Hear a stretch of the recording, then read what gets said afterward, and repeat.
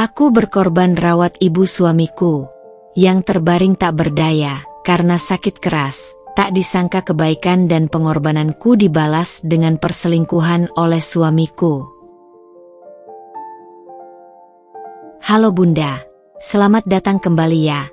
Semoga Bunda semuanya dalam keadaan sehat dan bahagia ya. Sebelum masuk ke ceritanya silahkan Bunda-Bunda semuanya absen terlebih dahulu ya. Bunda semuanya dari daerah mana saja yang sudah subscribe semoga rezekinya lancar ya.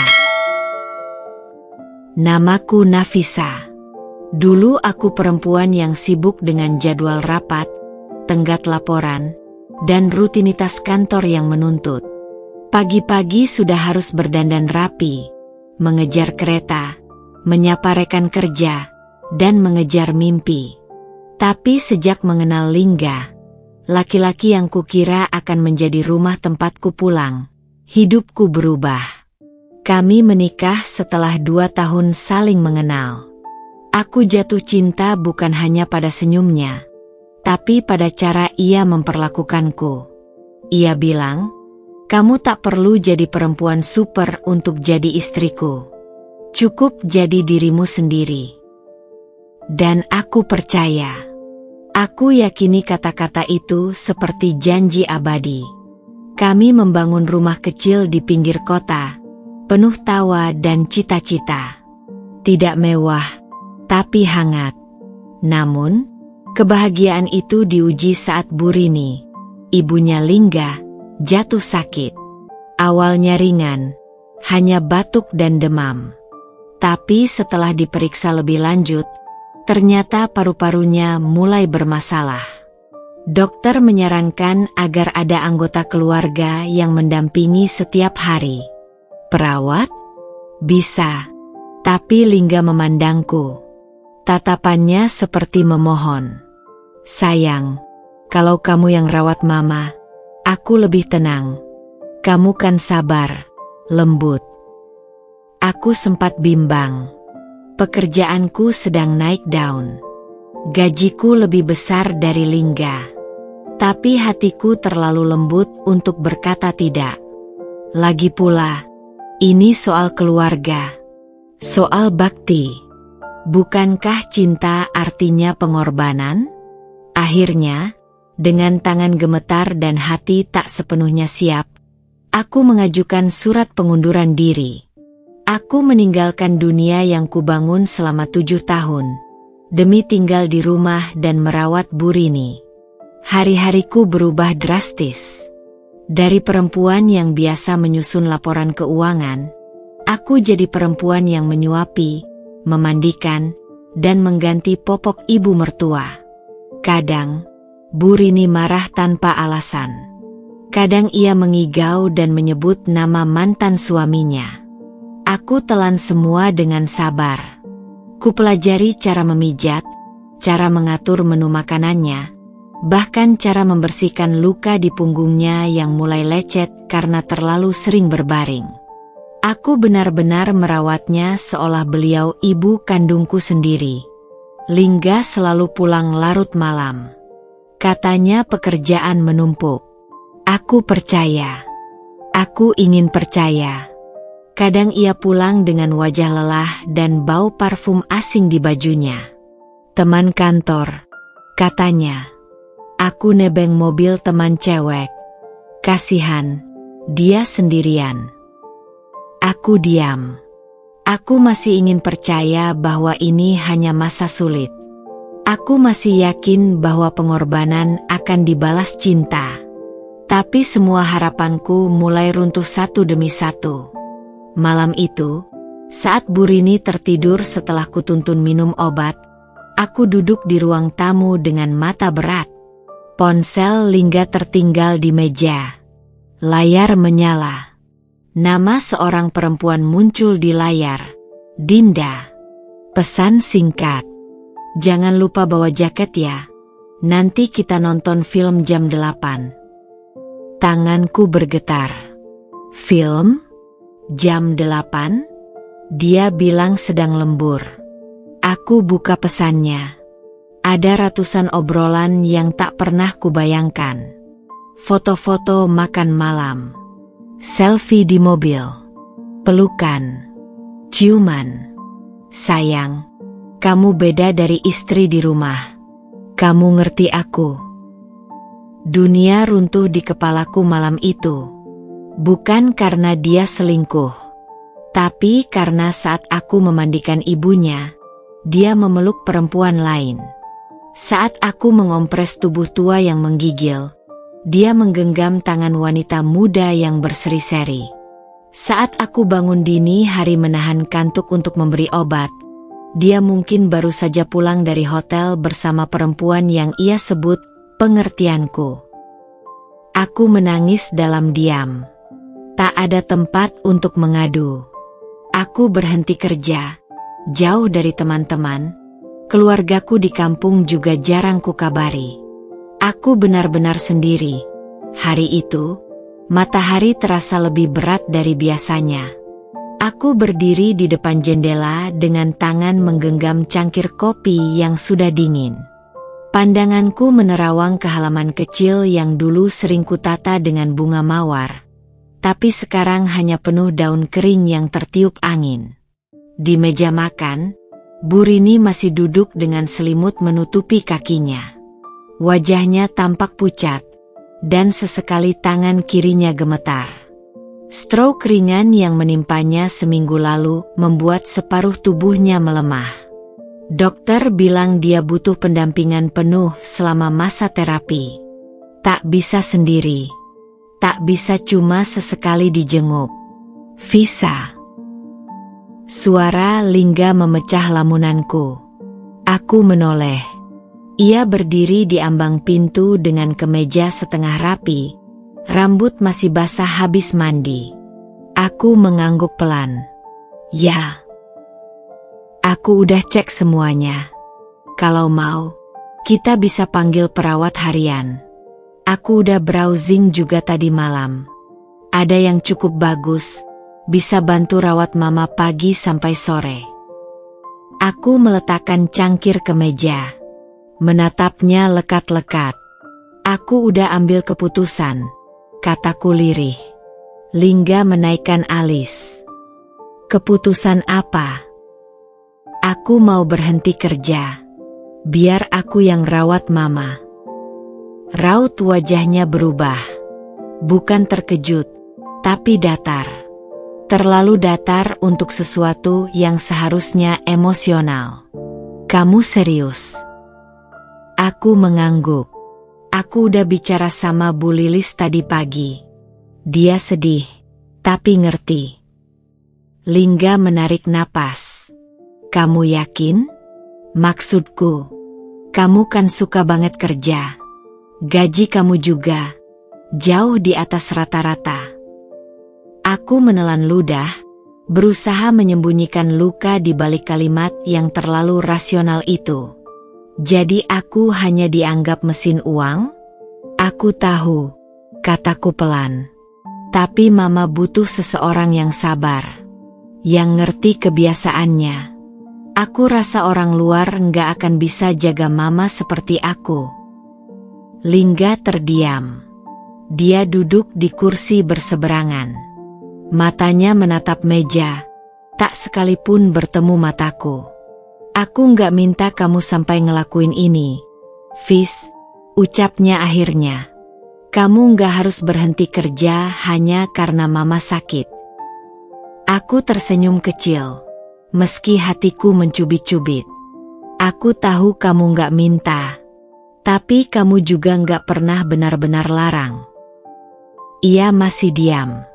Selama ini, aku udah lihat sendiri. Mama nggak nyaman kalau dirawat orang lain. Dia hanya tenang kalau aku yang mandiin, nyuapin, ngurut tangan kirinya. Aku nggak tega ninggalin dia ke tangan orang asing. Lingga mengangguk pelan. Kalau itu keputusan kamu. Bukan keputusan yang ringan, Lang, kataku menatapnya. Kamu tahu aku suka kerja. Aku punya mimpi. Tapi sekarang aku cuma pengen lakuin hal yang benar. Untuk keluarga kita. Untuk mama. Lingga berdiri, merapikan jam tangannya. Ya udah, terserah kamu. Aku berangkat dulu. Terserah. Kata itu menghantamku lebih keras dari tamparan. Lang, panggilku pelan sebelum dia melangkah ke pintu. Kamu nggak keberatan, kan? Dia menoleh. Apa? Aku berhenti kerja. Dia diam sejenak, lalu mengangguk datar. Enggak, kalau itu bisa bikin kamu tenang. Tenang? Aku menatap punggungnya yang menjauh. Dia tak mendekat untuk memelukku, tak mencium keningku, tak berbisik, terima kasih sudah berkorban. Aku berdiri sendirian di ruang tamu yang sepi, dengan suara langkahnya yang makin menjauh. Dan untuk pertama kalinya, aku bertanya pada diriku sendiri, apakah ini keputusan yang benar? Minggu berikutnya adalah perpindahan besar. Aku menyerahkan laptop kantor, mengosongkan meja, memberi pelukan terakhir untuk rekan-rekan kerjaku. Mereka terkejut, banyak yang bilang aku nekat. Tapi aku hanya tersenyum, menghindari pembicaraan panjang. Tak ingin menangis di depan banyak orang. Di rumah, hidupku berubah total. Hari-hari kuhabiskan dengan Bu Rini. Membuatkan makanan lunak, mengantar ke fisioterapi, mengganti popok, menahan amarah ketika beliau tiba-tiba marah karena kesakitan. Jangan diginiin. Sakit, bentaknya suatu pagi. Aku terkejut, hampir menjatuhkan baskom air hangat. Maaf, Bu. Aku nggak sengaja nekennya. Ngerti nggak sih kamu? Kalau sakit tuh jangan dipaksa gerak. Aku menggigit bibir. Iya, Bu. Maaf. Kadang, setelah dia tidur, aku duduk di kamar mandi sendirian dan menangis. Tapi malamnya tetap kupijit punggungnya dengan hati yang sama. Karena kupikir, begitulah caranya mencintai. Beberapa kali aku bertanya-tanya, bagaimana perasaan Lingga sebenarnya? Dia jarang mengomentari apa yang kulakukan. Tak pernah memuji. Bahkan tak bertanya bagaimana kondisi ibunya hari itu. Dia pulang malam, lalu mandi, makan seadanya, dan tidur. Tak banyak bicara. Sampai suatu malam, aku menyiapkan makan malam agak lengkap. Sambal goreng ati, sup ayam kampung, dan tempe goreng kesukaannya. Aku duduk menunggunya. Meja sudah tertata rapi. Jam 8:20. Akhirnya dia masuk rumah. Aku berdiri menyambutnya. Lang, aku masak makanan kesukaan kamu. Ayo makan bareng, ya. Dia menatapku sebentar, lalu menoleh ke dapur. Aku udah makan di luar tadi, katanya singkat. Aku tercekat. Makan? Sama siapa? Dia membuka sepatunya. Teman kantor. Rame-rame. Habis meeting bareng klien. Oh. Suasana sepi. Dia berjalan ke kamar, meninggalkanku berdiri sendiri di depan meja makan dengan tangan yang masih berlumuran minyak dari gorengan terakhir. Aku duduk, memandang makanan yang mulai dingin. Mendadak semua kehilangan rasa. Beberapa hari kemudian, aku tak sengaja mendengar suara Bu Rini memanggil Lingga saat dia hendak berangkat kerja. Lingga, kamu tega ya? Nafisa udah berhenti kerja demi aku. Tapi kamu... Bu, tolong, jangan mulai lagi. Aku ini bukan cuma butuh dirawat, tapi butuh dihargai sebagai manusia. Anak kamu itu luar biasa. Tapi kamu malah... Aku udah telat. Kita ngobrol nanti aja ya. Langkah Lingga cepat-cepat menjauh. Aku, yang mendengarkan dari balik pintu kamar, merasa dada sesak. Bahkan ibunya pun melihat apa yang tak pernah berani kuucapkan. Malam itu, aku memberanikan diri. Saat Lingga duduk di ruang tamu, menonton televisi sambil memainkan ponselnya, aku duduk di sebelahnya. Lang, boleh ngomong? Dia menoleh cepat. Apa? Kamu marah karena aku berhenti kerja? Wajahnya berubah. Enggak, katanya. Tapi kamu jadi makin dingin. Kayak orang lain.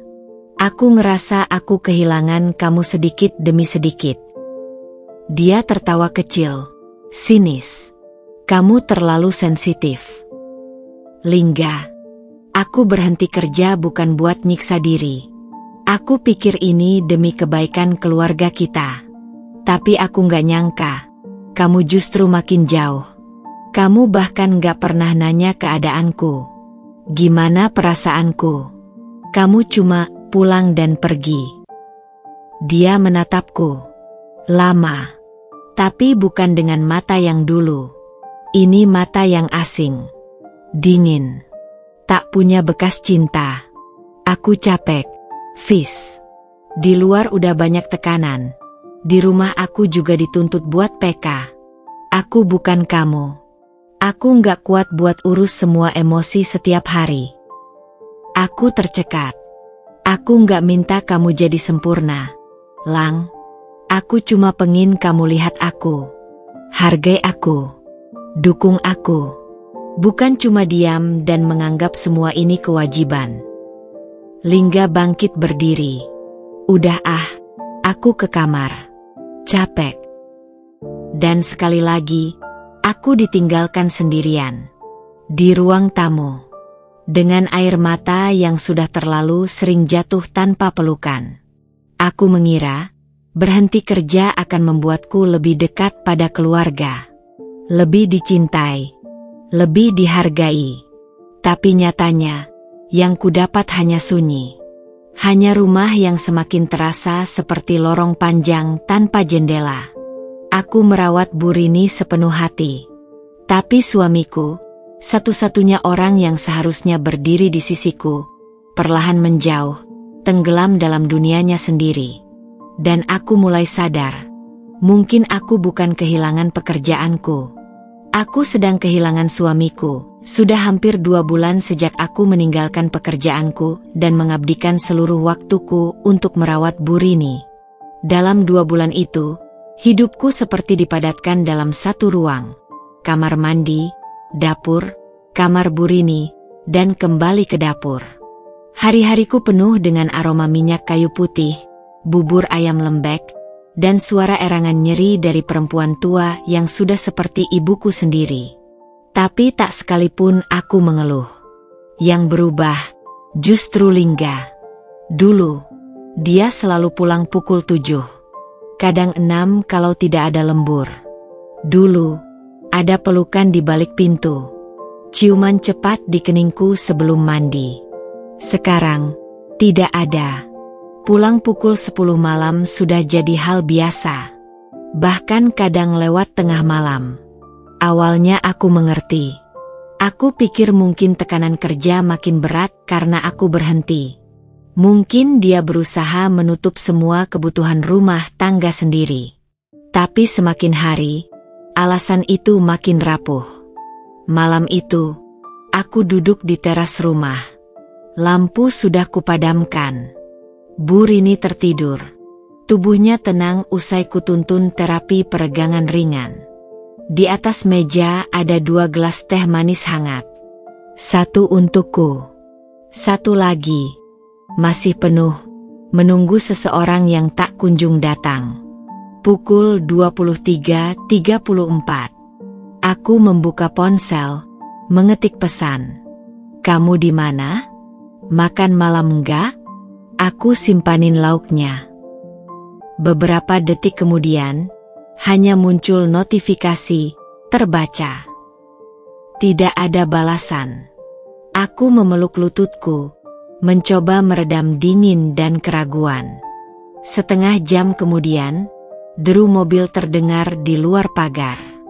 Aku buru-buru berdiri, mengambil gelas teh yang sudah dingin. Saat Lingga membuka pintu, aku menahan senyum. Lang, baru pulang. Dia terlihat kaget melihatku masih bangun. Iya. Tadi ada meeting tambahan dadakan, katanya, melepas sepatu tanpa menatapku. Udah makan? Tanyaku pelan. Udah, jawabnya singkat, lalu berjalan menuju kamar tanpa menoleh. Tak ada, terima kasih. Tak ada pelukan. Tak ada, maaf udah bikin kamu nunggu. Aku berdiri mematung dengan gelas teh di tangan. Teh itu kubuat dengan penuh harap, tapi kini hanya terasa asin. Asin dari air mata yang mengalir tanpa suara. Besoknya, aku mencoba bicara. Sore itu, Lingga pulang lebih awal dari biasanya. Jam 7:30. Aku sengaja memasak ayam bakar madu, favoritnya. Meja makan kutata rapi. Aku ganti baju, menata rambut yang seminggu ini hanya kuikat seadanya. Lang, ayo makan bareng, kataku saat ia meletakkan tas kerjanya. Dia menatap meja makan, lalu ke wajahku. Gak usah repot-repot kayak gini, Fis. Aku tertawa pelan, berusaha ringan. Gak repot. Aku pengin ada waktu bareng kamu. Udah lama kita gak makan bareng. Dia duduk, mengambil sepotong ayam. Tapi gerakannya lambat, malas. Kerjaan makin berat, ya? Tanyaku sambil menyendok nasi. Iya, bisa dibilang begitu. Aku lihat kamu sering pulang larut. Kadang lewat tengah malam. Lemburnya setiap hari. Dia berhenti mengunyah. Namanya juga kerja. Kamu udah gak kerja sih, jadi mungkin lupa rasanya kayak apa. Kalimat itu seperti tamparan. Aku menarik napas, mencoba tetap tenang. Aku gak lupa. Tapi aku juga tahu kalau kerja itu gak selalu berarti harus pulang larut setiap hari. Aku cuma khawatir. Jangan mikir yang enggak-enggak. Bukan mikir yang enggak-enggak. Tapi kamu berubah, Lang. Dulu kamu suka cerita. Sekarang kamu diam. Dulu kamu suka ngajak jalan. Sekarang aku bahkan gak tahu kamu ada di mana. Dia meletakkan sendoknya dengan suara nyaring. Fis, aku Cape. Kalau setiap pulang ditanya-tanya, dicurigai, aku jadi males pulang. Jadi kamu memang males pulang. Suaraku mulai bergetar. Bukan begitu maksudku. Lalu apa maksudmu? Dia berdiri dari kursi. Wajahnya mulai kesal. Aku kerja buat rumah ini. Buat kamu. Buat mama. Tapi kamu malah drama tiap malam. Aku bukan anak kecil yang harus lapor terus. Aku menatapnya dalam-dalam. Aku nggak minta laporan. Aku cuma pengin jadi bagian dari hidup kamu. Lang, aku pengin kamu lihat aku. Lihat kamu? Aku lihat kamu setiap hari di rumah. Itu beda. Lihat dengan mata dan lihat dengan hati itu beda. Lang. Dia mendengus. Kamu terlalu lebay. Dan kamu terlalu dingin, seruku akhirnya, kehilangan kendali. Kamu bahkan gak tanya apa aku capek atau gak ngurusin mama. Kamu gak pernah peluk aku lagi. Kamu gak pernah bilang kamu sayang aku. Hening. Dia menatapku dengan mata yang tak lagi seperti dulu. Mata itu kosong. Aku keluar, katanya singkat. Sekarang, daripada kita ribut terus. Tanpa ganti baju, tanpa pamit ke ibunya, dia keluar rumah dan menutup pintu tanpa suara. Aku terjatuh di lantai dapur. Lututku lemas. Mulutku gemetar. Tapi tidak ada yang bisa kuucap selain isak yang terpendam. Ayam bakar madu di atas meja mulai mengering. Aroma manisnya berubah getir di hidungku. Hari-hari berikutnya, Lingga semakin jarang pulang. Kadang 3 malam berturut-turut ia menginap di luar. Katanya, proyek baru. Kadang tak ada kabar sama sekali. Aku mulai tidur sendiri, bangun sendiri, menangis sendiri. Suatu malam, Bu Rini memanggilku ke kamarnya. "Fis." "Iya, Bu." Dia menatapku lama. "Lingga berubah, ya?" Aku terdiam. "Iya, Bu. Maafin dia, ya. Aku nggak tahu apa yang dia pikirin. Tapi kamu udah luar biasa, Nak." Air mataku menetes. "Aku cuma pengen dicintai, Bu. Itu aja." "Mungkin kamu terlalu sabar sampai dia lupa caranya menghargai." Aku memeluk Bu Rini, menangis di pangkuannya. Perempuan tua itu mengelus rambutku pelan. Saat itu aku sadar, hanya aku yang berjuang menyelamatkan pernikahan ini. Sementara Lingga, dia bahkan tak tahu bahwa yang perlahan hancur bukan cuma hubungan kami, tapi diriku sendiri. Hari itu, langit mendung. Nafasku pendek-pendek karena baru selesai menjemur pakaian di halaman belakang. Bu Rini sedang tidur siang, dan aku berniat istirahat sejenak di ruang tengah. Tapi sebelum aku duduk, suara deru mobil terdengar di luar pagar. Aku mengintip dari jendela. Mobil Lingga. Jantungku sedikit berdebar. Sudah hampir seminggu dia tidak pulang. Aku pikir, akhirnya dia pulang juga hari ini. Tapi bukan hanya dia.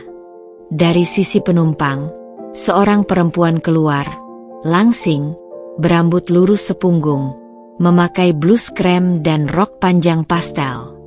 Wajahnya teduh, tapi entah mengapa, dari balik kaca jendela, aku bisa merasakan hawa dingin yang tidak biasa. Lingga turun dari mobil sambil tertawa kecil. Perempuan itu ikut tertawa. Sejenak mereka berdiri cukup dekat sebelum Lingga menunjuk ke arah rumah.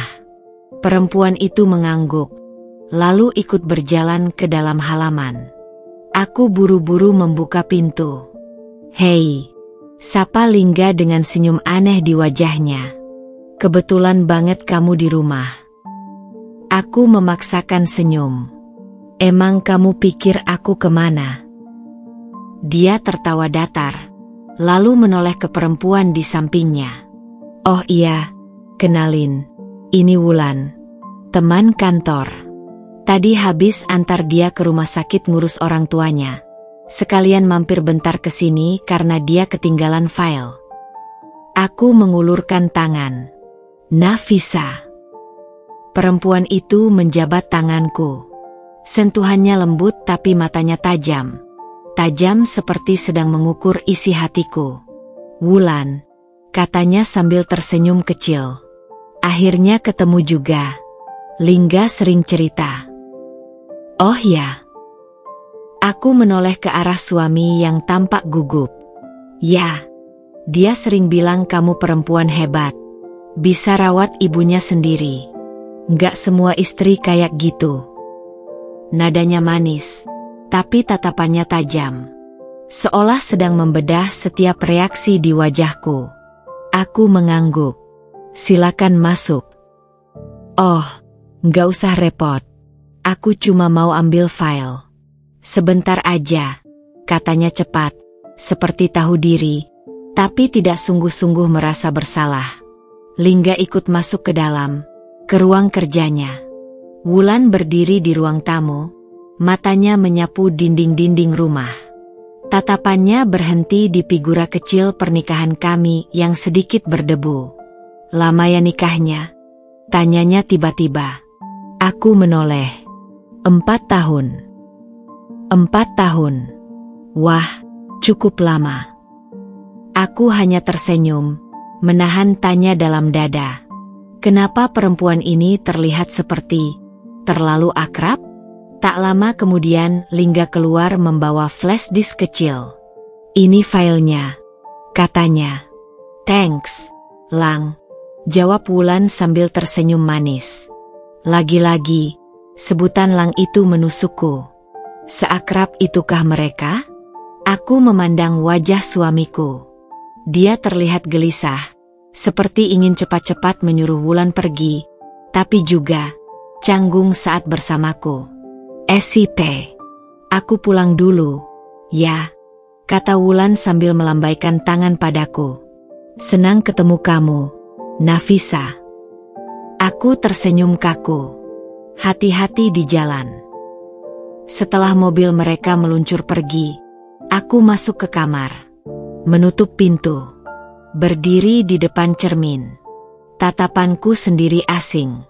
Siapa perempuan di balik kaca ini? Nafisa yang meninggalkan karir demi keluarga? Nafisa yang kini hanya dihargai saat dibutuhkan? Aku duduk. Mataku tak lepas dari bayangan Wulan. Kesan pertama darinya terlalu sempurna untuk dibiarkan begitu saja. Tatapan matanya tajam, pengucapannya lembut, gerak-geriknya tenang.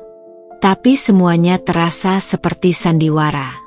Dan yang paling mengganggu, kenapa Lingga tak pernah cerita soal Wulan sebelumnya? Malamnya, setelah makan malam seadanya, aku mencoba membuka pembicaraan. "Teman kantormu tadi cantik," kataku sambil membereskan meja makan. Lingga yang sedang menatap ponsel hanya mengangguk. Dia kelihatannya dekat banget sama kamu." "Biasa aja, Fis. Teman kerja. Udah lama satu tim." "Kenapa baru sekarang kamu kenalin?" Dia mengangkat bahu. "Nggak penting juga buat dikenalin." Aku terdiam. Hatiku mulai panas. Dia manggil kamu, Lang. Ya emang semua orang di kantor manggil aku gitu. Tapi bukan semua orang nganterin dia pulang ke rumah, kan? Dia meletakkan sendok dengan suara keras. "Fis, kamu mulai lagi ya? Udah kubilang dia cuma teman. Jangan cari masalah dari hal kecil." Aku menatapnya, berusaha tetap tenang. "Aku nggak cari masalah. Aku cuma ngerasa ada yang beda dari kamu. Dari cara kamu lihat dia. Cara dia lihat kamu." Lingga berdiri. "Kamu cuma cemburu buta. Kalau nggak ada apa-apa, kenapa kamu terlihat gugup waktu bawa dia masuk ke rumah kita?" Dia tak menjawab. Dan keheningan itu lebih jujur dari 1000 kata. Malam itu aku tidur dengan dada penuh pertanyaan. Bayangan Wulan menari-nari di kepalaku. Suaranya, senyumnya, dan tatapan matanya yang seperti berkata, "Aku tahu sesuatu yang kamu nggak tahu." Aku tahu intuisi perempuan jarang salah. Dan kali ini, aku mulai merasa aku bukan hanya sedang diuji oleh keadaan. Aku sedang diuji oleh seseorang yang mungkin sedang mencoba menggantikan tempatku. Malam itu, aku baru pulang dari apotek setelah membeli obat tidur ringan untuk Bu Rini. Langit gelap, dan udara terasa pengap. Jemariku menggenggam plastik kecil berisi obat dan tisu basah, sementara langkahku perlahan melewati gang sempit menuju rumah. Jam menunjukkan pukul 21.20. Begitu sampai di depan pagar, aku melihat lampu teras rumah menyala, tapi tidak ada suara dari dalam. Biasanya, kalau Lingga pulang, TV pasti menyala.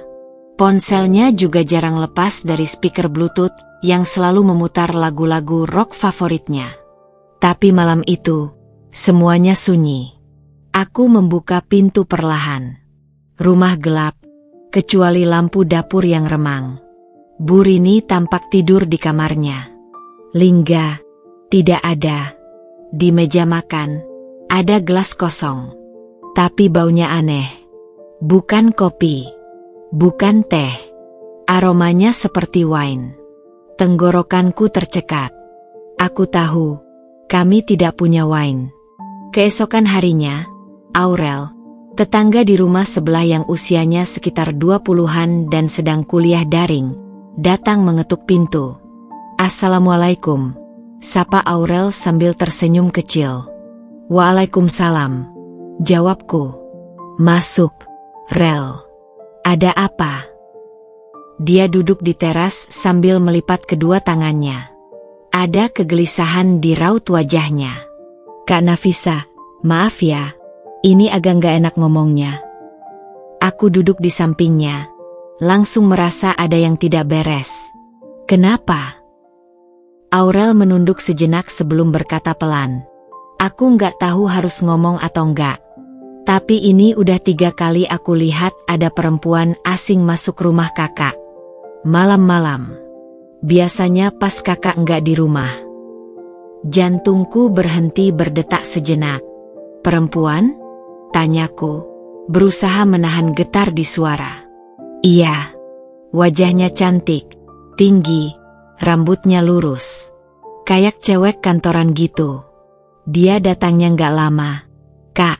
Paling setengah jam, kadang 1 jam. Terus keluar buru-buru. Waktu kakak bilang tadi malam ke apotek, aku lihat dia keluar sekitar setengah 10. Aku menutup mulutku dengan telapak tangan. Napasku sesak. "Kamu yakin itu bukan teman kerja Lingga?"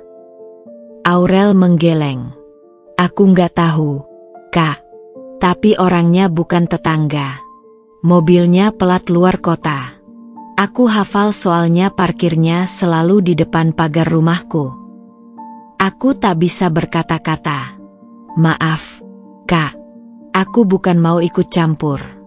Tapi aku kasihan lihat kakak. Tiap hari jaga ibu sendirian. Kerja rumah juga sendiri. Tapi suaminya malah kayak gitu." Aku menunduk.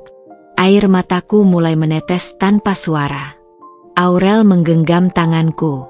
"Kalau kakak butuh bantuan, atau mau cerita, aku selalu ada, ya." Aku mengangguk pelan.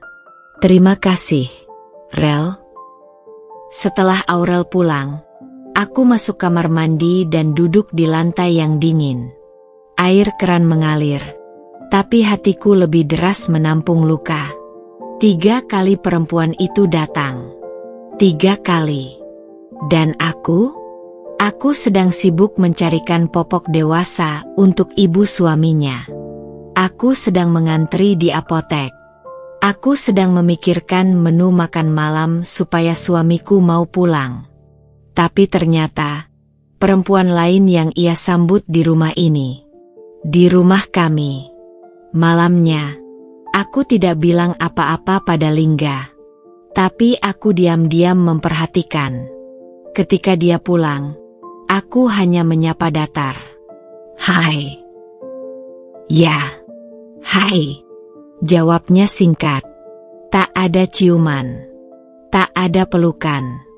Hanya suara lelaki yang tidak lagi tinggal dalam cinta. Saat ia mandi, aku menyentuh kerah bajunya. Ada wangi yang asing. Wangi bunga, lembut, dan manis. Bukan parfum pria. Aku mengendusinya perlahan, dan tangisku kembali pecah. Beberapa hari setelah itu, aku pura-pura hendak belanja malam-malam. Tapi tidak benar-benar pergi jauh. Aku bersembunyi di sudut gang dekat rumah Aurel. Sekitar jam 9:15, sebuah mobil putih berhenti di depan rumahku. Aku menahan napas. Seorang perempuan turun dari mobil. Cantik, lurus, pakai blus hitam dan celana panjang krem. Wulan.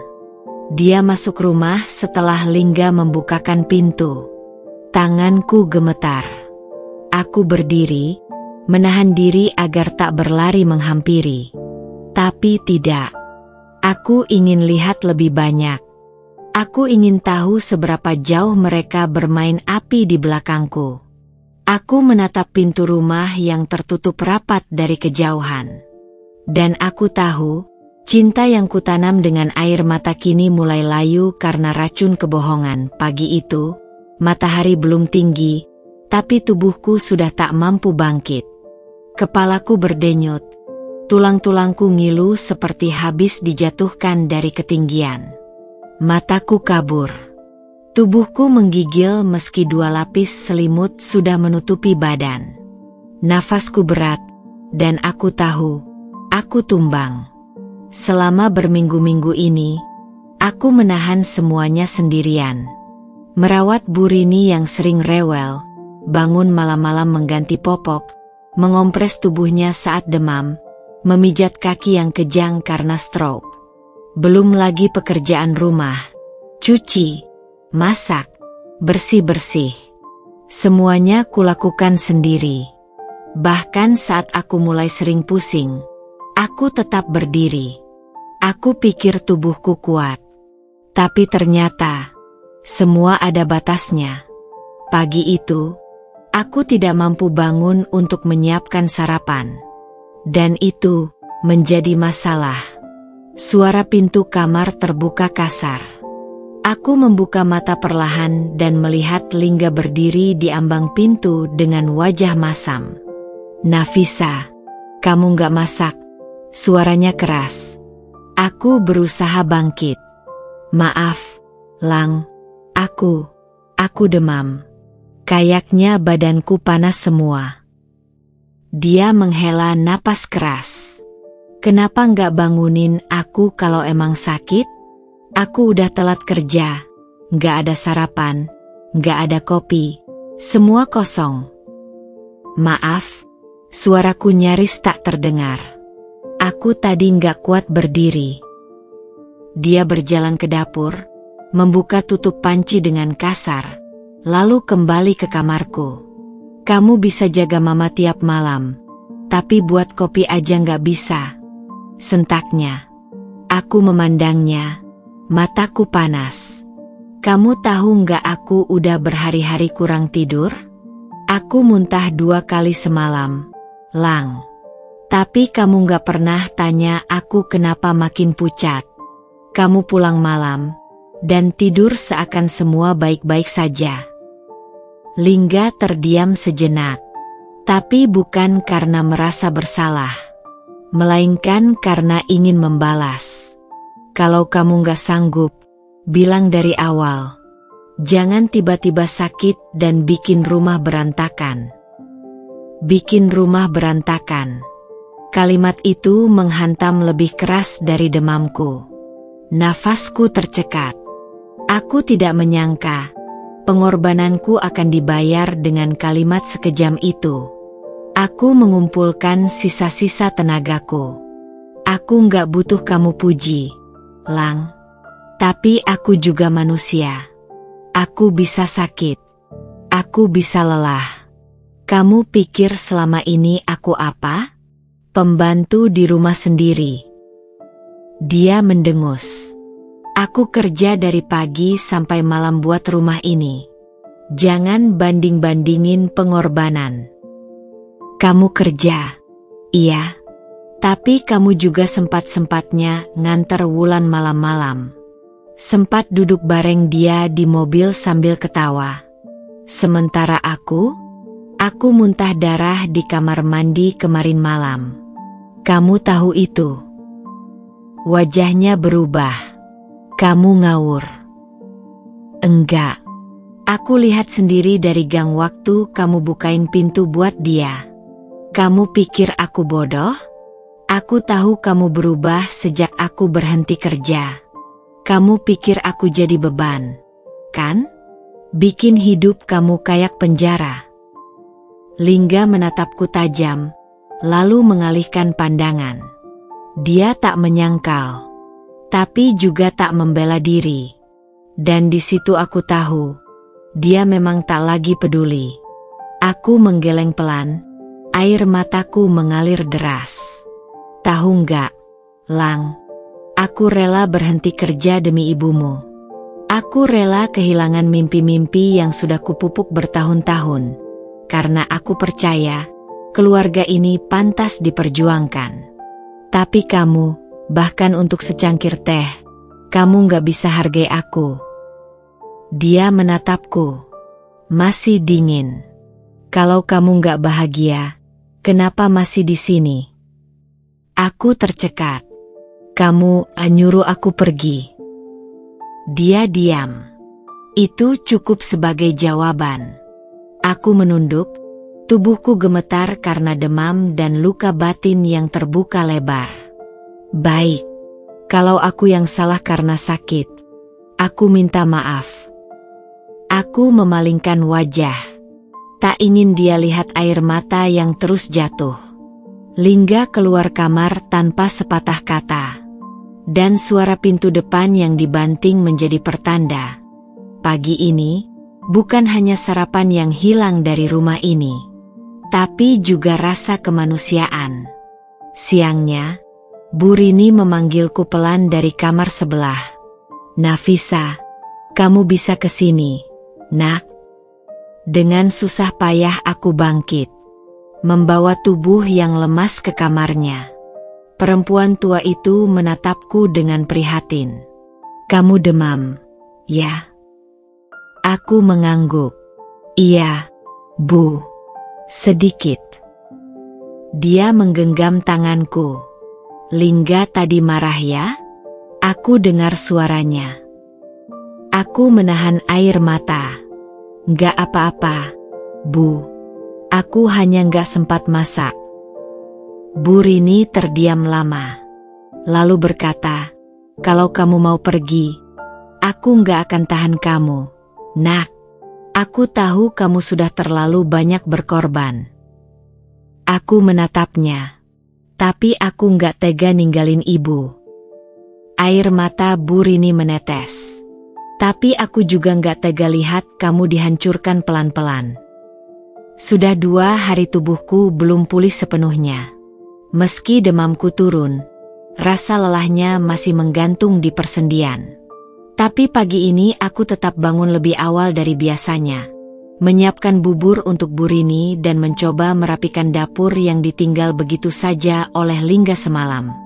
Sementara itu, suara langkah mobil berhenti di halaman rumah. Aku menoleh keluar jendela dapur dan melihat Pak Rudi, kakak sulung Lingga, turun dari mobilnya. Perawakannya tinggi, berkemeja rapi, dan seperti biasa membawa aura menghakimi kemanapun dia pergi. Assalamualaikum. Suaranya lantang dari ruang tamu. Aku buru-buru mengelap tangan dan berjalan ke sana. Waalaikumsalam, Mas Rudi. Silakan masuk. Dia duduk tanpa basa-basi. Matanya menyapu ruang tamu dengan ekspresi sinis. Bu Rini masih tidur? Tanyanya datar. Iya, tadi malam tidurnya agak larut. Harusnya kamu lebih teratur ngatur jam istirahat beliau. Nenek-nenek kan sensitif, jangan ditelantarin. Aku terdiam sejenak. Nadanya seperti menuduh. Saya nggak pernah telantarin, Mas. Saya jaga beliau setiap hari. Pak Rudi menyilangkan tangan. Tapi kamu sakit, kan? Terbaring 2 hari. Siapa yang urus ibu waktu itu? Kamu pikir hanya karena kamu berhenti kerja terus bisa seenaknya sakit? Aku menarik napas panjang, menahan amarah. Saya nggak pernah sengaja sakit, Mas. Tubuh saya sudah terlalu lelah. Ya, kalau tahu nggak kuat, kenapa nggak cari perawat aja dari awal? Kenapa malah mundur dari kerjaan dan akhirnya nyusahin semua orang? Kata-katanya tajam. Tepat di depan wajahku. Aku menunduk. Saya berhenti kerja karena saya ingin ibu dirawat oleh orang yang sayang. Bukan oleh orang yang digaji. Pak Rudi mendengus. Sayang? Kalau sayang, rumah ini harusnya rapi. Mama juga nggak boleh kelihatan kurus begitu. Rumah ini kayak nggak keurus. Masakan juga hambar. Kamu tuh istri rumah tangga, bukan pasien. Suaranya cukup keras hingga terdengar sampai ke kamar Bu Rini. Perempuan tua itu muncul dari balik pintu kamar. Tubuhnya gemetar menopang tongkat. "Rudi," panggilnya. Pak Rudi menoleh. "Iya, Ma." Bu Rini menatap tajam. "Jangan bicara seperti itu ke Nafisa." "Ma, aku cuma bilang yang nyata. Lihat rumah ini. Lihat kondisi mama sendiri. Nafisa ini istri yang gak becus ngurus." Aku menggigit bibirku. Tanganku mengepal. Tapi aku menahan semuanya. Tidak di depan Bu Rini. Tidak di depan orang yang tidak pernah peduli sejak awal. "Saya minta maaf kalau rumah ini tidak seperti yang Mas Rudi bayangkan," kataku pelan. "Saya minta maaf kalau saya tidak sempurna. Tapi saya sudah memberikan semua yang saya punya. Tenaga saya, waktu saya, bahkan impian saya." Mataku berkaca-kaca, tapi suaraku tetap tenang. "Kalau Mas Rudi mau menilai dari sudut pandang tamu yang datang sebulan sekali, silakan. Tapi Ibu tahu bagaimana saya ada di sini setiap hari." Pak Rudi tertawa sinis. "Jadi kamu mau dibilang pahlawan sekarang?" Aku diam. Bu Rini menatap tajam pada anak sulungnya. "Rudi, keluar." "Ma, keluar. Aku nggak butuh kamu datang hanya untuk menghina orang yang selama ini ngelap tubuhku saat kamu sibuk di luar kota." Pak Rudi terdiam, kaget.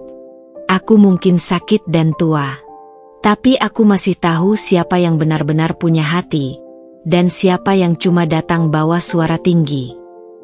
Pak Rudi menghela napas, lalu berdiri. "Ya sudah. Kalau Ma lebih percaya orang luar daripada anak sendiri, terserah."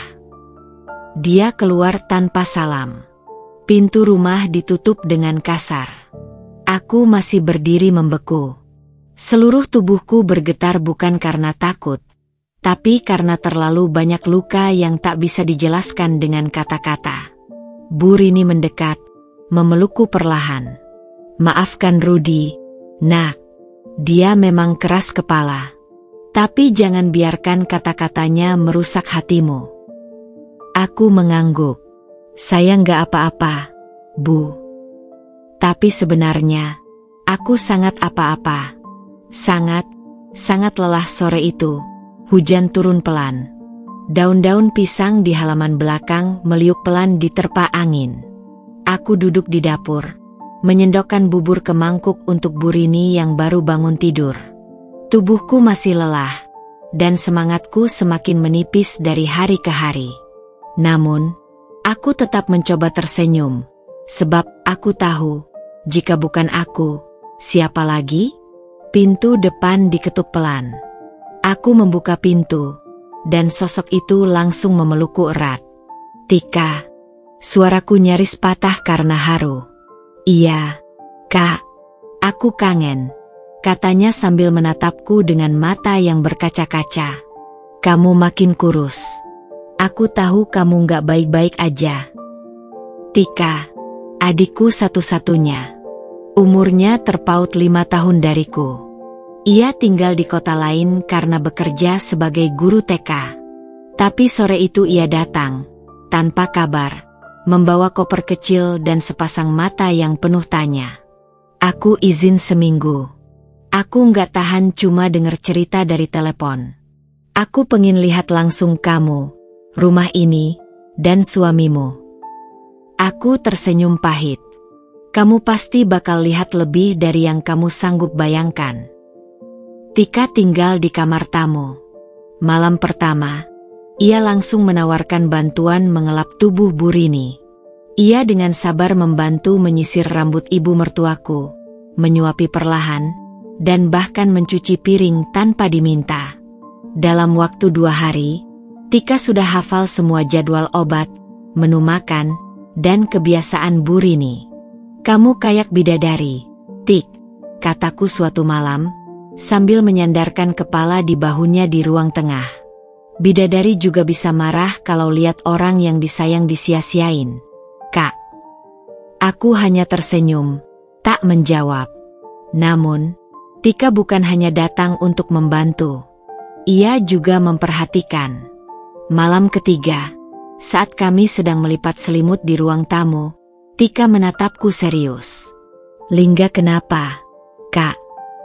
Aku mengerjap. "Kenapa maksudnya?" "Dingin. Cuek. Datangnya telat terus. Sering gak nyapa. Terakhir aku lihat, dia pergi malam-malam. Katanya, ada urusan kantor. Tapi aku lihat dia ganti baju dan pakai parfum." Aku menahan napas. Aku tahu dia bukan suami ideal.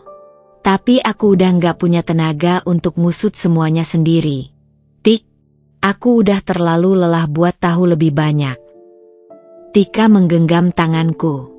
"Kamu gak sendirian sekarang. Aku bakal bantu." Besoknya, saat aku sedang menemani Bu Rini terapi ringan di kamar, Tika diam-diam mencatat nomor polisi mobil putih yang beberapa kali parkir di depan rumah, mobil yang dilihat Aurel sebelumnya. Ia juga membuka media sosial Lingga lewat komputer yang sering ditinggal terbuka. "Dia follow akun wanita namanya Wulan Maharani," kata Tika malam itu, sambil menunjukkan profilnya padaku. "Wulan," bisikku lirih. "Dia pernah datang ke rumah. Katanya teman kerja."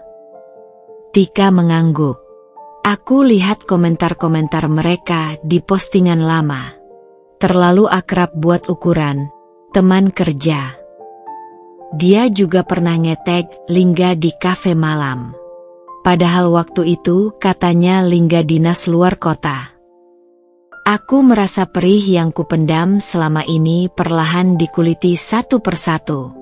Tapi anehnya, aku merasa tenang. Karena kali ini, ada orang lain yang ikut melihat apa yang selama ini kutanggung sendirian. "Aku bakal cari tahu lebih banyak," kata Tika tegas. "Kalau dia selingkuh, aku akan pastikan kamu nggak jadi korban terus-menerus." Aku mengangguk. Untuk pertama kalinya dalam waktu lama, aku merasa punya sekutu pagi itu. Sinar matahari masuk malu-malu lewat celah gorden. Aku baru selesai memandikan Bu Rini ketika Bu Yayah, Art yang hanya datang 2 kali seminggu, memanggilku pelan dari dapur. "Bu Nafisa, bisa ke belakang sebentar?" Nada suaranya terdengar tak biasa. Biasanya, Bu Yayah sangat santun dan jarang berbicara kecuali perlu. Tapi kali ini, ada sesuatu di balik nada suaranya yang membuatku langsung curiga. Aku menyeka tangan dan menyusulnya ke dapur. Di sana, ia berdiri sambil menatap ke arah pintu kecil yang mengarah ke garasi. "Maaf ya, Bu. Saya sebenarnya sudah mikir-mikir dulu sebelum ngomong ini." Aku mengangguk pelan. "Iya, Bu. Kenapa?" Bu Yayah menatapku, ragu. Lalu perlahan ia mengeluarkan 2 benda dari saku celemeknya. Sebuah lipstik merah marun dan botol parfum kecil berwarna bening dengan tutup emas. "Saya nemu ini waktu nyapu mobil Pak Lingga. Di bawah kursi depan. Saya pikir mungkin milik Ibu. Tapi warna lipstiknya beda sama yang biasa Ibu pakai." Tanganku langsung gemetar. Aku memegang lipstik itu. Memutarnya perlahan. Warna merahnya pekat, berani. Jelas bukan milikku. Aku bahkan nyaris tak pernah pakai lipstik, apalagi warna seterang ini. Tubuhku terasa ditusuk sesuatu. "Bu Nafisa?" tanya Bu Yayah pelan. Aku menarik napas dalam. "Bukan milikku." Ia mengangguk pelan, lalu berkata pelan, "Parfumnya juga, saya pernah cium aromanya. Lembut, tapi kuat. Waktu itu pernah kecium juga di jaket Pak Lingga waktu saya setrika. Tapi saya nggak berani bilang." Aku memejamkan mata. Parfum itu. Wulan. Aku pernah mencium bau itu di kerah baju Lingga. Wangi bunga yang tidak pernah aku beli, tidak pernah aku pakai. Terima kasih, Bu Yayah, kataku pelan, berusaha tetap tenang. Maafkan saya, Bu. Bukan maksud ikut campur. Tapi saya, kasihan lihat Ibu. Ibu baik. Saya tahu Ibu yang paling sering rawat rumah ini. Tapi saya lihat, Bapak makin beda. Aku mengangguk lagi. Saya mengerti. Saya juga mulai sadar. Tapi saya masih mencoba yakin, Bu. Masih mencoba percaya. Meski rasanya sudah tidak ada yang tersisa. Bu Yayah menggenggam tanganku. Kalau butuh apa-apa, saya bantu. Ya Bu. Saya nggak bisa banyak. Tapi saya bisa jadi saksi kalau suatu saat Ibu butuh. Aku hampir menangis mendengar kalimat itu. Satu demi satu, orang-orang mulai bicara. Aurel, Tika, dan kini Bu Yayah. Mereka semua melihat hal yang sama, yang selama ini kupaksa tutupi dengan alasan dan pengertian yang tak lagi layak diberi. Malam harinya, aku duduk di teras sambil memegang lipstik itu. Tika duduk di sampingku. Aku lihat di dashcam mobil Lingga, kata Tika tiba-tiba. Aku menoleh. Dia sempat rekam waktu nyalain mobil. Ada suara perempuan. Ketawa. Suara Wulan. Aku menelan ludah. Tika memegang bahuku. Kita punya potongan-potongan puzzle. Sekarang tinggal kita pasangkan satu-satu. Kamu harus siap, Kak. Aku menatap langit malam yang kosong. Aku nggak tahu apa aku masih cukup kuat. Tik. Kalau kamu bisa rawat Bu Rini sendirian, bisa bertahan dimarahin suami yang nggak tahu diri, bisa bertahan dari sindiran Pak Rudi, kamu pasti bisa hadapi perempuan itu. Aku menunduk. Mataku mulai berkaca-kaca. Lipstik itu masih dalam genggaman. Dan aku tahu, malam ini, ada satu bagian dari diriku yang akhirnya berhenti membela kebohongan yang selama ini kutelan bulat-bulat. Hari Minggu pagi. Udara masih dingin. Langit masih kelabu. Aku duduk di beranda rumah sambil melipat cucian kecil milik Bu Rini. Tika sedang di dapur menyiapkan sarapan, dan suasana rumah terasa sedikit lebih ringan. Walau hatiku tetap berat oleh berbagai pertanyaan yang belum sempat kutumpahkan pada suamiku sendiri. Tiba-tiba, Rani, anak tetangga depan rumah yang baru berusia 5 tahun, berlari kecil ke arahku. Rambutnya dikuncir 2, dan di tangannya tergenggam boneka kecil yang warnanya sudah kusam. Aku tersenyum melihatnya. Rani mau main sama Tika. Ya. Rani duduk seenaknya di sampingku. Enggak. Aku mau lihat burung kakak yang disangkar itu. Lucu banget kalau lagi mandi. Aku tertawa pelan. Iya, dia suka main air. Kami mengobrol ringan sebentar, sampai Rani menatapku dengan wajah polos dan berkata, "Tapi Tante Nafisa jangan marah, ya." Aku sedikit heran. Marah kenapa? Rani menggigit bibirnya, lalu dengan suara setengah berbisik ia berkata, "Kemarin aku main ke rumah. Numpang pipis. Aku masuk pelan-pelan lewat belakang soalnya pintu samping kebuka. Terus aku lihat Om Lingga ciuman sama Tante Wulan di ruang tamu. Darahku seakan berhenti mengalir. Tapi aku nggak ngomong ke siapa-siapa kok," lanjut Rani buru-buru.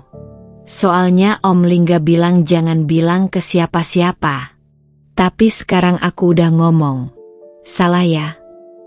Aku tak menjawab. Mulutku kering. Pandanganku kosong. Jadi, benar. Bukan cuma firasat. Bukan cuma kecurigaan.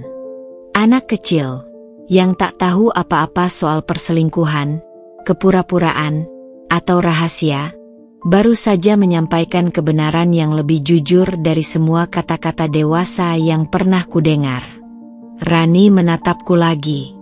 Tapi Tante Wulan itu temennya Om Lingga, ya? Kok nyium? Aku mengelus kepalanya, berusaha tersenyum. Makasih ya, Rani. Udah cerita. Dia berdiri, lalu berlari kembali ke rumahnya sambil tertawa kecil. Tak tahu bahwa di belakangnya, seorang perempuan dewasa sedang merasakan hatinya benar-benar roboh. Tika datang sambil membawa 2 gelas teh hangat. Tapi wajahku tak menunjukkan reaksi. Aku hanya menatap tanah, tangan menggenggam kain lipatanku yang terhenti di tengah jalan. "Kak?" tanyanya pelan. "Kenapa?" Aku menceritakan semuanya, kata demi kata. Tentang Rani, tentang ciuman di ruang tamu, tentang pintu samping yang ternyata terbuka, tentang betapa kecilnya aku di hadapan kebohongan yang dijalankan suamiku di rumah yang aku rawat sepenuh jiwa. Tika menatapku dengan tatapan yang tidak hanya marah, tapi terluka. "Kak, dia sudah keterlaluan." Aku mengangguk pelan. Tapi bukan amarah yang dominan dalam dadaku saat itu. Yang kurasakan justru kehilangan. Hampa. Ternyata rumah ini bukan lagi rumah. Dindingnya menyimpan dusta. Lantainya pernah jadi saksi pengkhianatan. Dan aku hanyalah seseorang yang disuruh diam, tunduk, dan melayani. Padahal aku adalah istri, manusia, yang juga punya batas. Malam itu, aku duduk di depan cermin. Mataku bengkak, bibirku kering. Tapi di balik kelelahan luar biasa itu, ada sesuatu yang tumbuh, ketegasan. Sebentuk keinginan yang baru, bukan untuk mempertahankan rumah, tapi untuk mempertahankan diriku sendiri. Untuk pertama kalinya, aku tak lagi takut.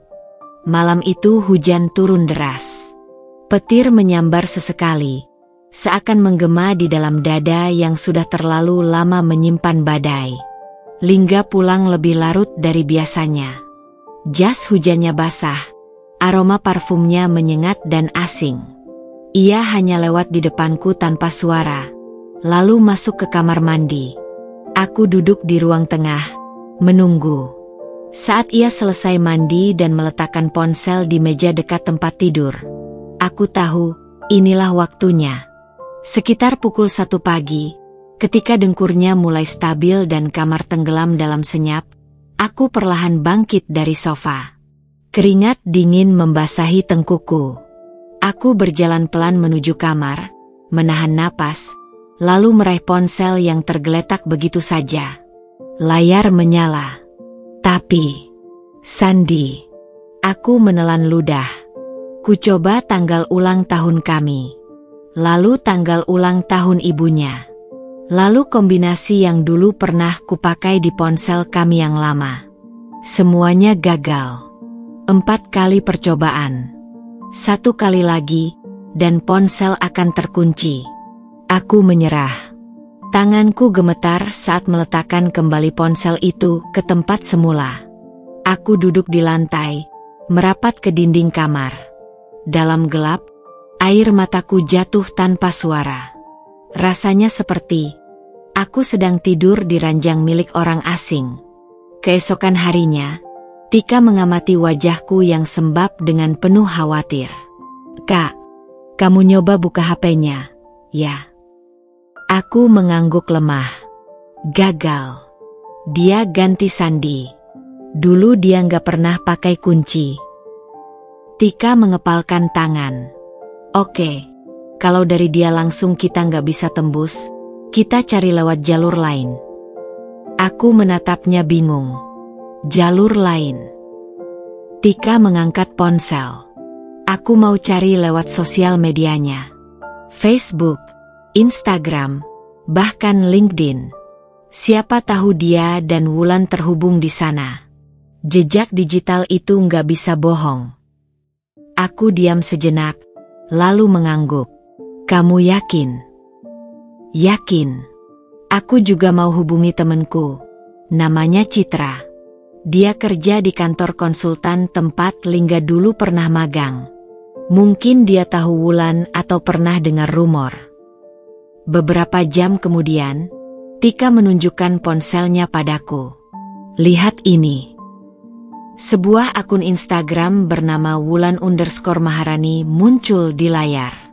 Akun itu dikunci, tapi bionya menyebutkan bahwa ia bekerja di perusahaan yang sama dengan tempat Lingga dinas akhir-akhir ini. Foto profilnya, Wulan. Aku yakin. Cantik, rambut lurus, senyum sinis yang tak bisa kulupakan. Tika lanjut menunjukkan satu unggahan yang ditandai oleh teman Wulan. Foto segelas kopi di rooftop hotel. Tertulis caption, "Akhirnya ngopi bareng kamu lagi memberikan ciuman." Lokasinya, Bandung. Tanggalnya, hari yang sama dengan saat Lingga bilang ia lembur dan harus tidur di kantor. Aku terduduk lemas. Tika menatapku. Ini baru permulaan. Aku akan gali lebih banyak. Termasuk siapa saja teman-temannya yang bisa kita dekati. Aku mengangguk. Kali ini dengan kepala tegak meski hati penuh luka. Terusin. Tik. Kita harus kumpulkan semua bukti. Aku nggak mau jatuh tanpa tahu kebenaran. Tika menggenggam tanganku. Kita nggak akan jatuh. Kita akan buat dia lihat bahwa kamu bukan istri bodoh yang bisa dikhianati diam-diam. Aku tersenyum pahit. Malam ini aku gagal menembus Sandi. Tapi esok, akan ada pintu lain yang terbuka. Dan saat semuanya terungkap, hanya ada dua pilihan. Lingga kehilangan segalanya, atau aku yang akhirnya pergi dengan kepala tegak. Hari itu aku menggandeng lengan Bu Rini menuju klinik untuk kontrol bulanan. Tubuhnya yang ringkih dibalut sweater abu-abu, dan jari-jarinya mencengkeram tanganku erat setiap kali kami melewati permukaan jalan yang sedikit menanjak. Meski aku masih memikul luka yang belum sembuh, perhatian terhadap ibu mertuaku tidak pernah berubah. Aku tetap menyuapinya, mengompres tubuhnya saat demam, dan mengantar ke klinik dengan hati yang sama, tulus. Di ruang tunggu, aku menyeka keringat di dahi Bu Rini. Perempuan itu menatapku dengan lembut. "Kamu nggak capek, nak?" tanyanya lirih. Aku tersenyum, meski mataku sayu. "Capek itu biasa, Bu. Asal ibu sehat, saya senang." Tak lama kemudian, pintu ruang praktik terbuka. "Bu Rini, silakan masuk," ujar perawat. Kami pun masuk, dan seperti biasa, Dokter Iwan menyambut dengan ramah. Lelaki berumur 50-an itu telah merawat Bu Rini sejak awal stroke. Ia mengenal kami cukup baik, dan tak jarang menanyakan kabar rumah tangga kami dengan nada ramah dan penasaran. Selesai pemeriksaan, Dokter Iwan membuka kacamatanya dan menatapku serius. "Bu Nafisa, saya ingin bilang sesuatu. Bukan sebagai dokter, tapi sebagai orang yang memperhatikan pasien saya dengan hati." Aku mengernyit pelan. "Iya, Dok. Sejak pertama kali Ibu Rini stroke, saya tidak pernah sekalipun melihat suami Anda datang menemani." Aku terdiam. Padahal beliau anak kandung. Tapi dari semua catatan kontrol, nama Anda yang selalu tercatat. Nafisa yang datang. Nafisa yang bertanya soal dosis obat. Nafisa yang mencatat jadwal terapi. Bu Rini menunduk. "Saya bukan ingin mempermalukan siapapun," lanjutnya. "Tapi, saya rasa, Lingga perlu tahu, menjadi anak itu bukan cuma status di akta kelahiran, tapi tentang siapa yang hadir saat orang tua butuh." Kata-kata itu menggetarkan hati. Bukan karena mengejutkan, tapi karena menyentuh luka yang selama ini kusembunyikan di balik senyum dan kesetiaan. Saya juga pernah lihat suami Anda di mall waktu itu. bersama wanita muda.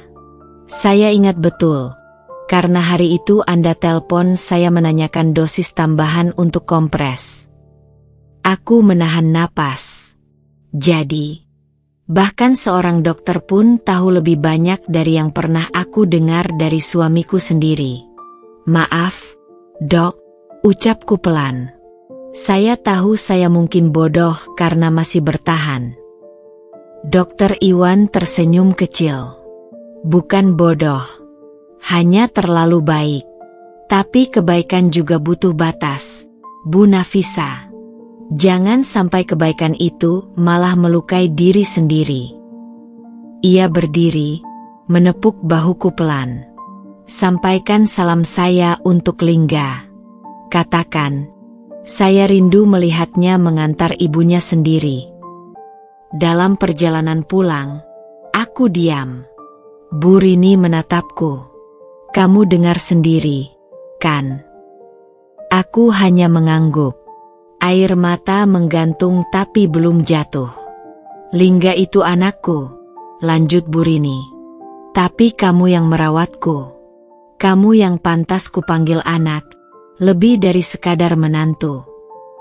Dan saat itu, untuk pertama kalinya aku melihat. Bahkan orang tua yang dilahirkan oleh Lingga pun kecewa. Satu demi satu mata yang terbuka bukan datang dari permusuhan, tapi dari kenyataan yang tak bisa lagi disembunyikan. Aku hanya manusia. Tapi ternyata, kehadiranku lebih berarti daripada darah. Hari itu, suara bel rumah terdengar 3 kali. Aku baru saja selesai menyuapi Bu Rini, dan Tika sedang membersihkan taman kecil di depan. Ketika kubuka pintu, seorang pria berjas abu-abu dengan wajah serius berdiri di ambang pintu. Nafisa? Tanyanya sopan.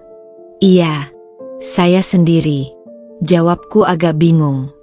Saya Arman. Atasan Lingga. Saya minta maaf datang tiba-tiba, tapi saya perlu bicara. Bisa sebentar?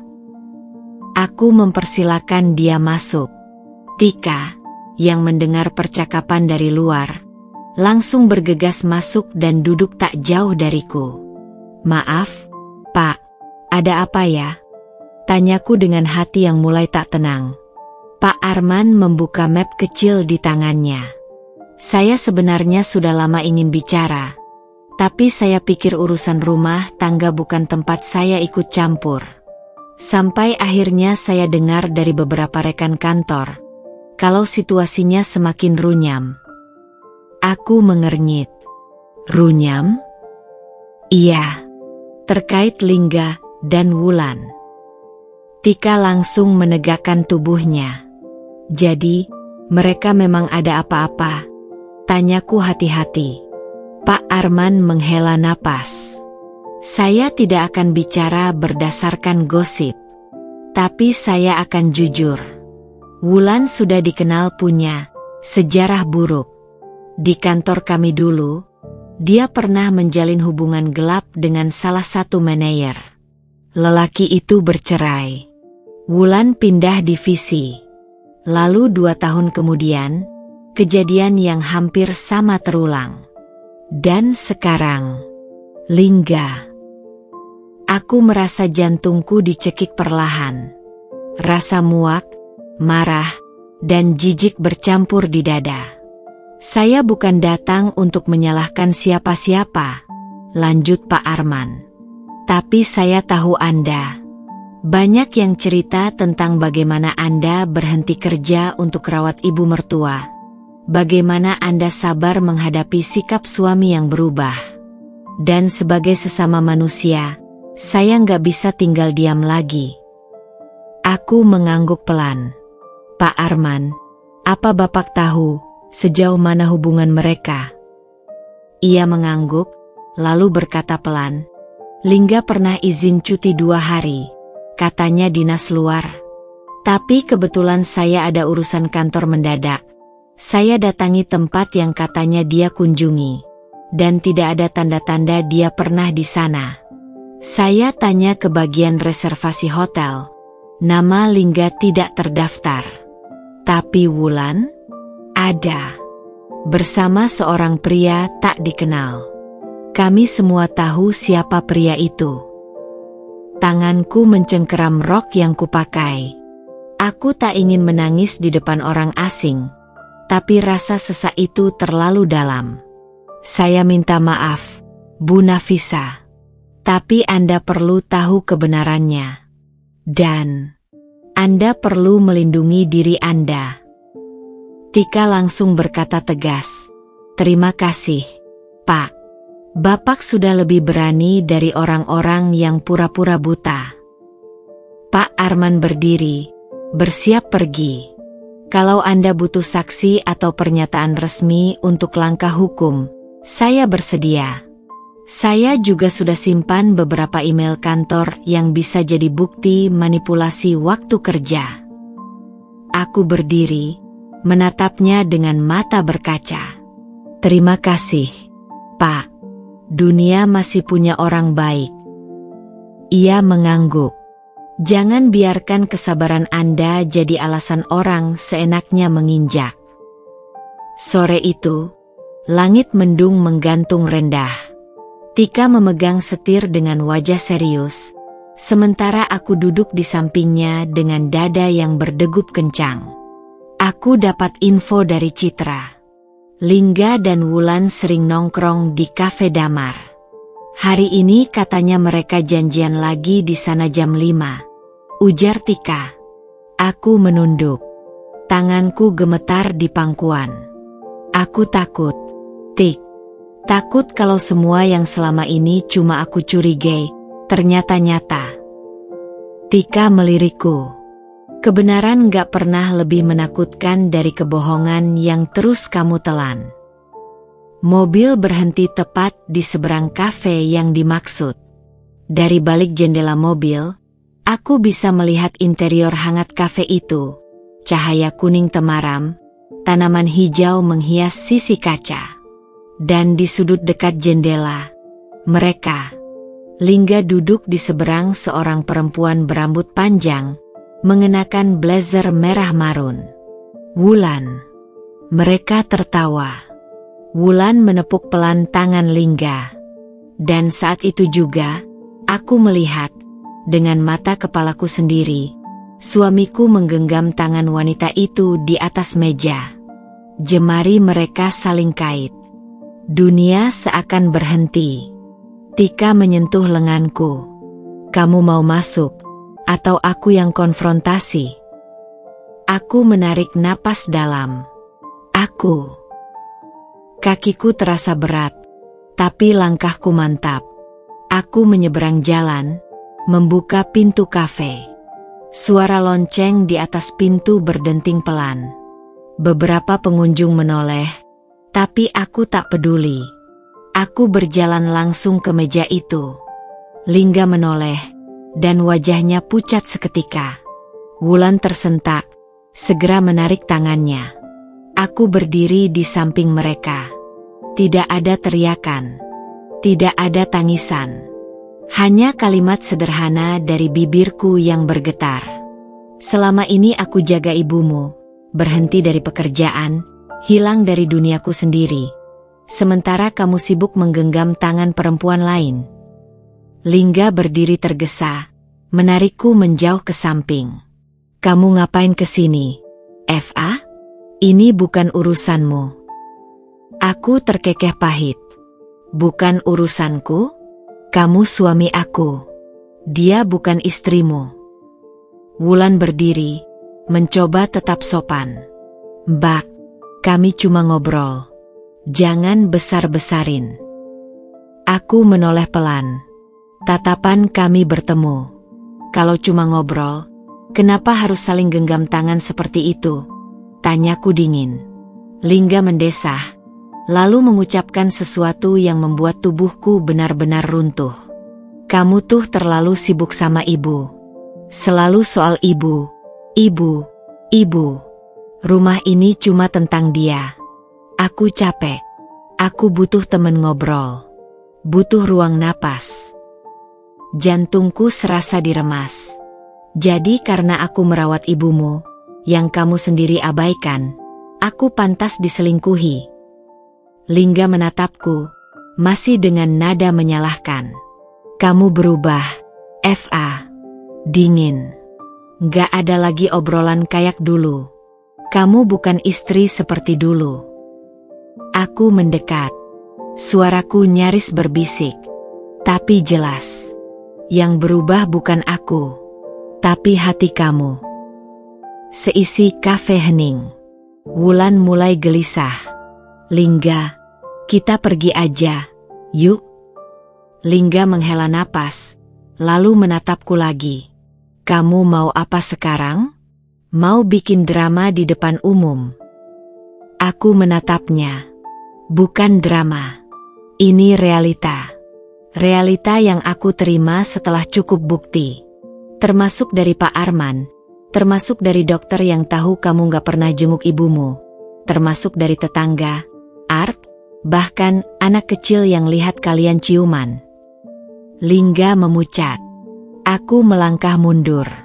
Kamu mau pulang dengan aku, atau dengan dia? Tanyaku tegas. Lingga terdiam. Lalu menoleh ke Wulan. Aku mengangguk. Jawabanmu cukup. Kamu bahkan tidak menoleh ke arahku. Aku berbalik, melangkah keluar. Tika menungguku di mobil. Wajahnya tegang. Aku udah selesai, kataku pelan. Selesai menunggu orang yang gak pernah benar-benar tinggal. Kami melaju pergi, meninggalkan kafe itu. Dan seorang suami yang memilih kebohongan alih-alih rumah yang telah kukorbankan segalanya demi menjaganya. Malam itu udara terasa berat. Aku baru saja menyuapi Bu Rini di kamarnya, dan membantunya mengganti baju tidur. Tika sedang di dapur, mencuci gelas, ketika pintu depan terdengar dibuka pelan. Lingga masuk, dan tanpa banyak suara, langsung ke ruang tengah. Ia sedang berbicara di telepon, keras-keras, seolah sengaja atau lupa bahwa dinding rumah ini tipis. Aku tak terlalu memperhatikan awalnya. Sampai sebuah kalimat menghantamku seperti badai. Rumah ini bakal aku jual setelah ibu nggak ada. Nggak usah khawatir. Iya, aku udah lihat tanah di Sawangan. Dekat sama tempat lo. Enak buat bangun usaha kecil. Nggak akan ada yang nahan aku lagi di rumah ini. Tubuhku membeku. Aku menatap ke arah tempat tidur. Bu Rini membuka mata pelan. Wajahnya pucat. Aku mendekat pelan. Tapi sebelum aku bisa berkata apa-apa, Bu Rini bergumam. Itu suara Lingga. Aku hanya bisa mengangguk. Bibirku keluh. Wajah Bu Rini mengeras. Tangannya gemetar saat mencoba menarik selimutnya. Dia bilang rumah ini mau dijual setelah aku mati. Bu, suaraku parau. Maaf. Saya kira ibu sudah tidur. Bu Rini menoleh perlahan.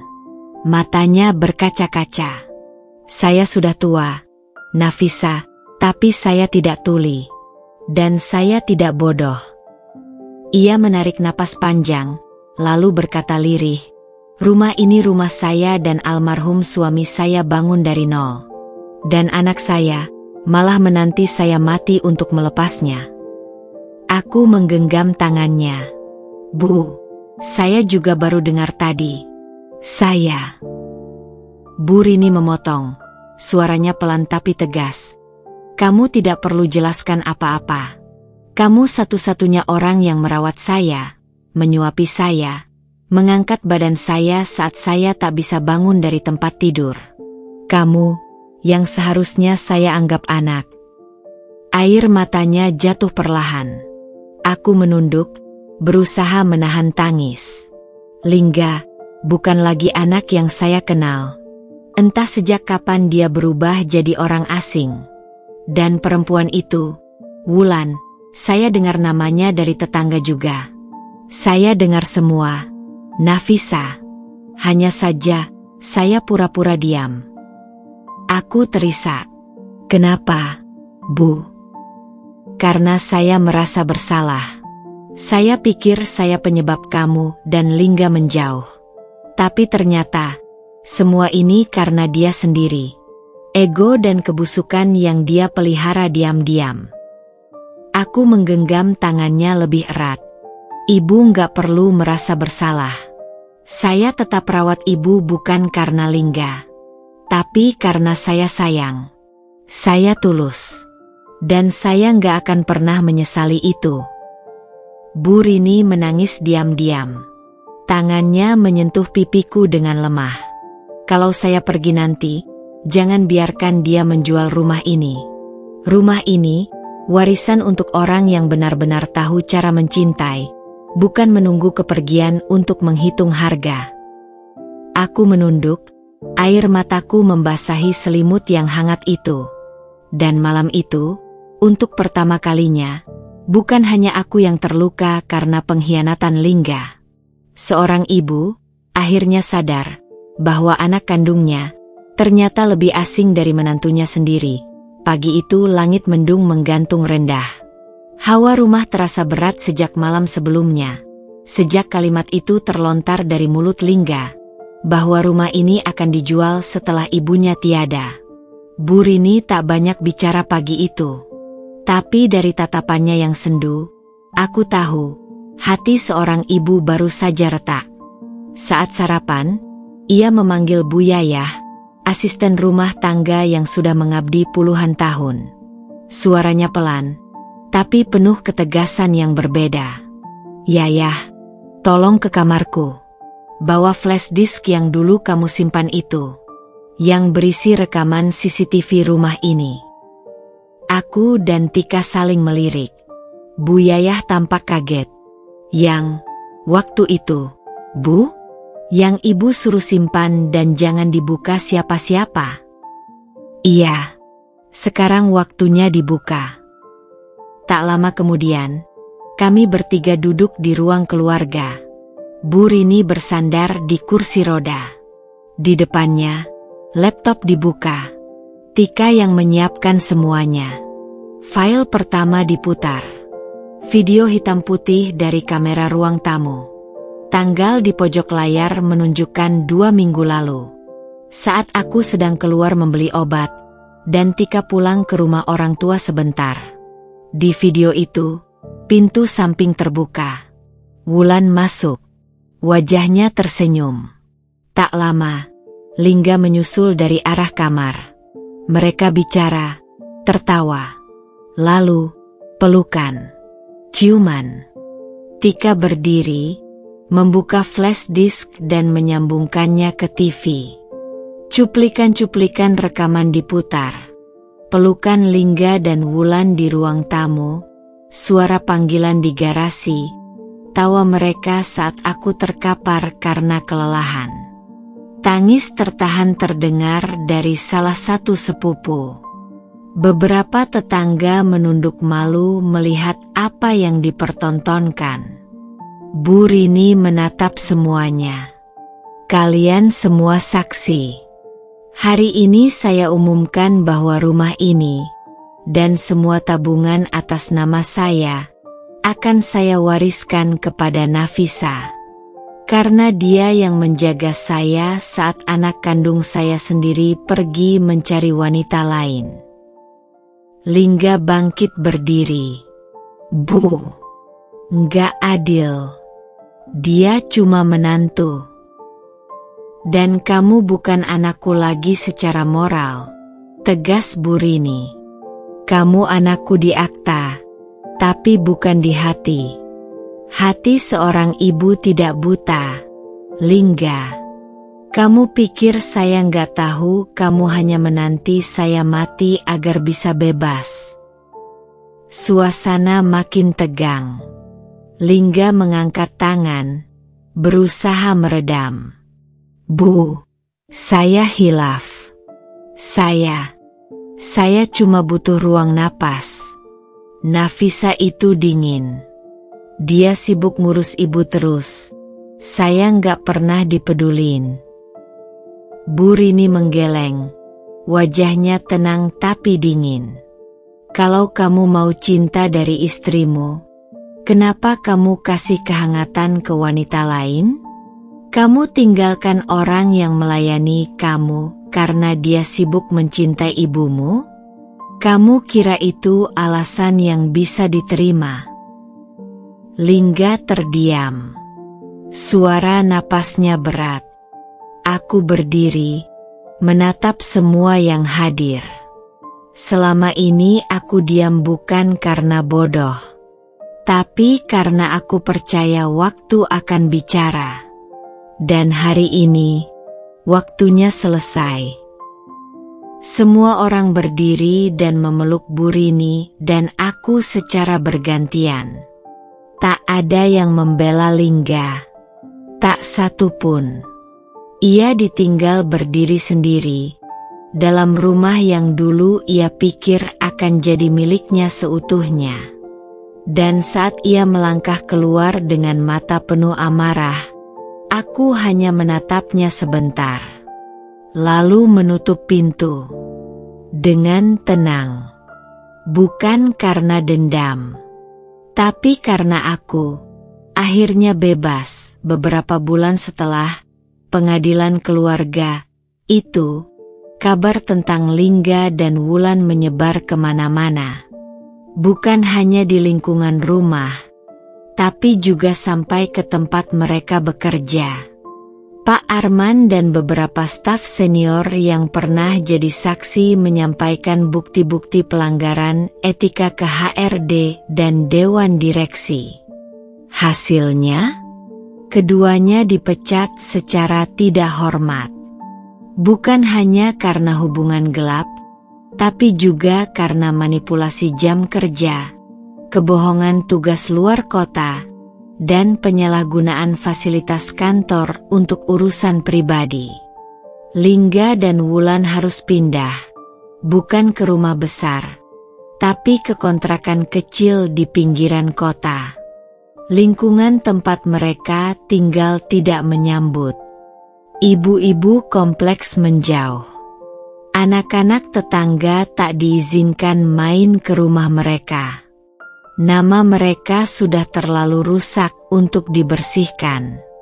Sementara itu, rumah tempatku tinggal bersama Bu Rini justru semakin hangat. Beliau kini sangat menyayangiku. Setiap pagi kami duduk di teras, minum teh bersama, membahas tanaman, dan tertawa kecil saat mengingat betapa butanya dulu kami mencintai orang yang salah. Tika, adikku, tetap tinggal bersamaku. Bersama-sama, kami membuka layanan perawatan lansia berbasis rumah.